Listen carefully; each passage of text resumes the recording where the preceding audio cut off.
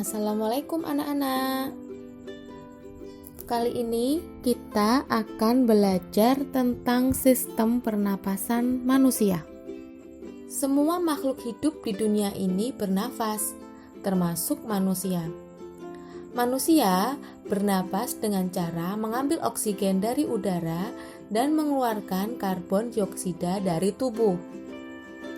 Dengan demikian, pernafasan pada manusia meliputi dua proses, yaitu inspirasi dan ekspirasi.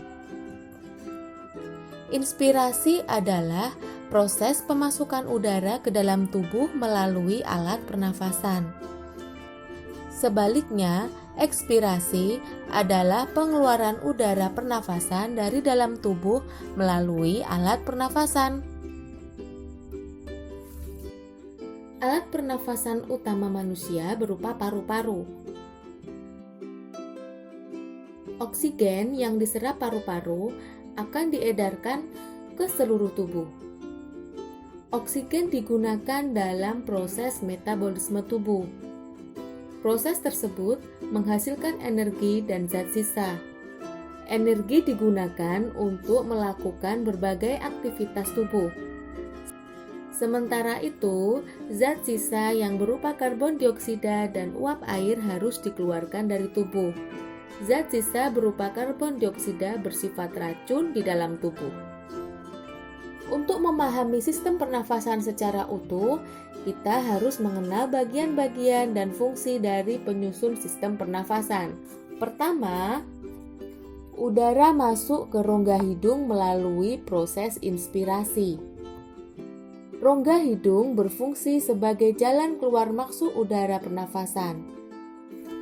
Di dalam rongga hidung terdapat rambut dan selaput lendir yang berfungsi menyaring debu, kotoran, dan benda asing lainnya yang masuk bersama udara.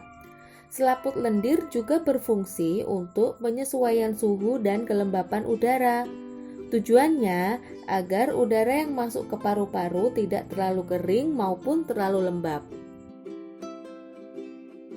Selanjutnya, udara masuk ke faring,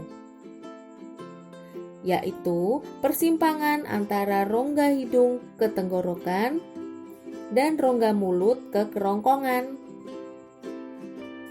Kemudian, udara masuk ke tenggorokan. Tenggorokan merupakan bagian dari organ pernafasan yang berupa saluran seperti pipa. Tenggorokan terdiri atas 3 bagian, yaitu pangkal tenggorokan atau laring, batang tenggorokan atau trakea, cabang batang tenggorokan atau bronkus. Pangkal tenggorokan atau laring terletak di belakang faring. Pada laring terdapat epiglotis dan pita suara. Epiglotis adalah katup pangkal tenggorokan. Pada saat makan, epiglotis akan tertutup sehingga makanan tidak masuk ke dalam tenggorokan. Sebaliknya, saat bernapas, epiglotis akan membuka sehingga udara masuk ke dalam tenggorokan. Di bawah epiglotis terdapat selaput pita atau pita suara. Pita suara akan bergetar saat dilewati udara sehingga menghasilkan suara. Udara selanjutnya masuk ke batang tenggorokan atau trakea.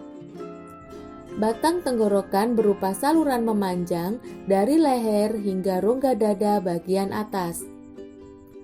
Batang tenggorokan tersusun atas cincin-cincin tulang rawan. Pada dinding bagian dalam batang tenggorokan dilapisi jaringan berambut yang disebut silia. Jaringan ini berfungsi untuk mengeluarkan kotoran dan bakteri yang terbawa udara agar tidak masuk ke paru-paru. Proses pengeluaran benda-benda asing tersebut melalui bersin. Udara kemudian masuk ke cabang batang tenggorokan atau bronkus.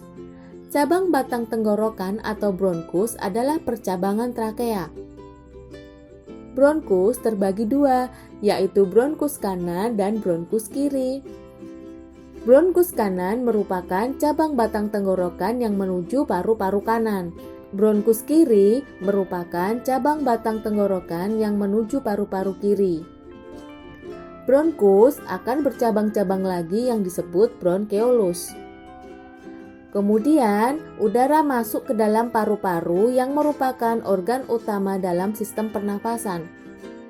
Paru-paru manusia ada dua, yaitu paru-paru kanan dan paru-paru kiri.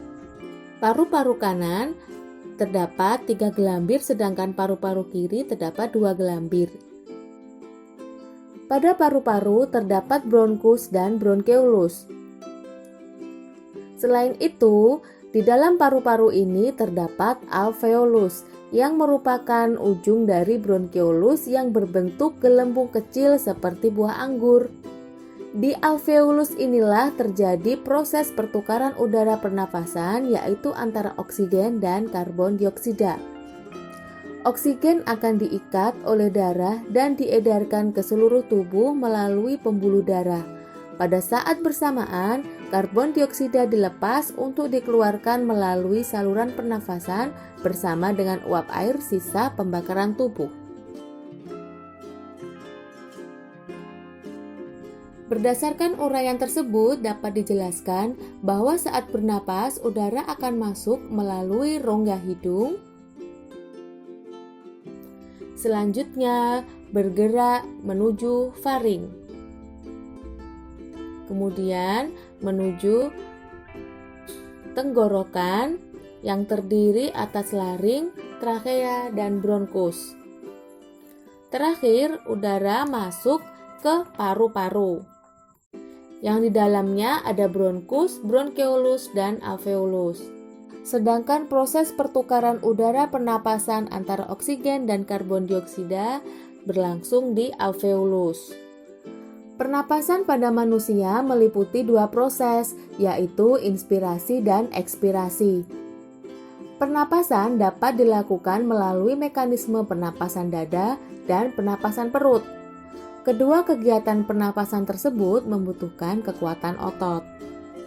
Pada pernapasan dada, otot yang berperan adalah otot antar tulang rusuk. Saat otot antar tulang rusuk berkontraksi, tulang rusuk akan terangkat sehingga rongga dada membesar. Akibatnya, udara pernapasan masuk ke paru-paru yang disebut inspirasi.